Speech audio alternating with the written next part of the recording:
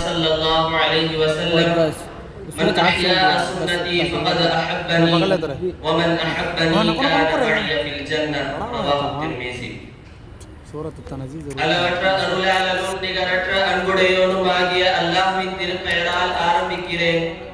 உலக அனைத்தையும் படைத்து அதில் இருக்கக்கூடிய அனைத்து பொருட்களையும் படைத்து அதை பரிபாலிக்கக்கூடிய அல்லாஹ் சுப்ஹானஹு வ தஆலா ஒருவனுக்கே புகழ் அனைத்தும் உண்டாகட்டும்.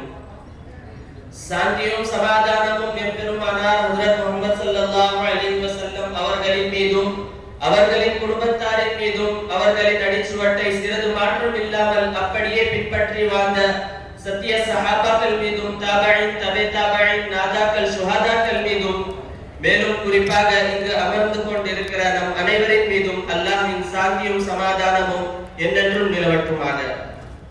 மேலும் குறிப்பாக இங்கு வருகை தந்திருக்கக்கூடிய கண்ணியத்திற்கும் பெருமதிப்பிற்குரிய நம் மதரசாவின் விருந்தினர் ஹஜ்ரத் மௌலானா அல்ஹாஜ் டாக்டர் மக்சூத் இம்ரான் சாஹிப் அவர்களுக்கும் நம் மதரசாவின் சிறந்த ஆசிரியர்களுக்கும் குறிப்பாக இங்கு அமர்ந்து கொண்டிருக்கிற அனைவருக்கும் நான் என்னுடைய முதலில் சலாத்தினை சமர்ப்பணம் செய்கிறேன். அஸ்ஸலாமு அலைக்கும் வரஹ்மத்துல்லாஹி வ பரகாத்துஹு.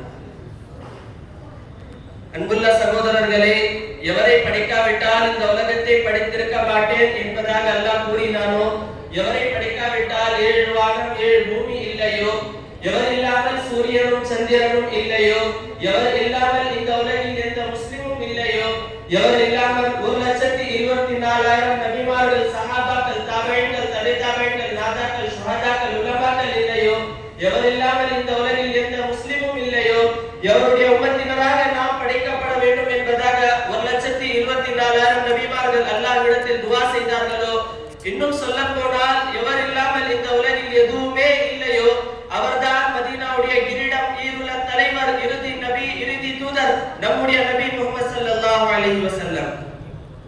இவரை பற்றி புகழ வேண்டும் என்று சொன்னால் கயாமத் வரை புகழ்ந்து கொண்டே இருக்கலாம். இவரை பற்றி பேச வேண்டும் என்று சொன்னால் இந்த ஒரு ஜென்மம் போதாது.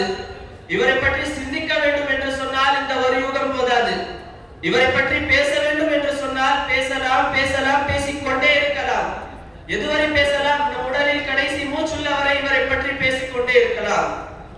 இவருடைய புகழ்ச்சிக்கு, அந்தஸ்துக்கு, கண்ணியத்திற்கு ஒப்பானவர் இந்த உலகத்திலும் சரி, நாளை ஆகிரத்திலும் சரி, இதற்கு முன்னாடியும் சரி, இப்பொழுதும் சரி, இதற்கு பிறகும் சரி, நாளை ஆகிரத்து வரை இவருக்கு ஒப்பானவர் இந்த உலகில் யாரும் இல்லை.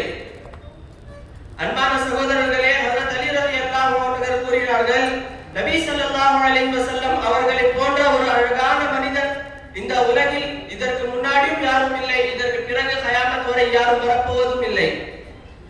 அதேபோல ஹஜ்ரத் அபூ ஹுரைரா ரலியல்லாஹு அன்ஹு அவர்கள் கூறினார்கள், நபி ஸல்லல்லாஹு அலைஹி வஸல்லம் அவர்கள் ஒருமுறை மஸ்ஜிதே நபவிக்கு வந்தார்கள்.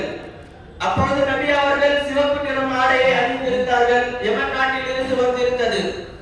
சில உலமாக்கள் கூறினார்கள் வெள்ளையும் சிவப்பும் கலந்த ஒரு ஆடை அணிந்திருந்தார்கள்.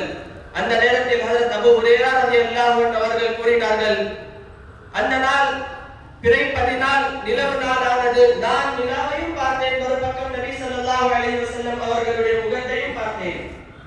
மீண்டும் பார்த்தேன், பார்த்துக் கொண்டே இருந்தேன். கடைசியாக நான் என்னுடைய உள்ளத்தை முடிவு செய்து விட்டேன். பௌர்ணமி நிலாவை விட நபி ஸல்லல்லாஹு அலைஹி வஸல்லம் அவர்களுடைய முகம் தான் மிக அழகானது. பௌர்ணமி நிலாவை விட நபி ஸல்லல்லாஹு அலைஹி வஸல்லம் அவர்களுடைய முகம் தான் மிக மிக பிரகாசமானது. கண்ணியமான உலமா பெருமக்களே, நம்ம எல்லோருக்கும் தெரிந்த ஒரு விஷயம், சுலைஹா அவர்கள் ஹஜ்ரத் யூசுப் அலைஹிஸ்ஸலாம் அவர்களை அடைய ஆசைப்பட்டார்கள். ஆனால் அல்லாஹ் சுப்ஹானஹு வ தஆலா அவரை காப்பாற்றி விட்டார். மிஸ்ர் பெண்கள் சுலைஹாவிடம் வேடிக்கையாக பேசினார்கள், கிண்டல் செய்தார்கள்.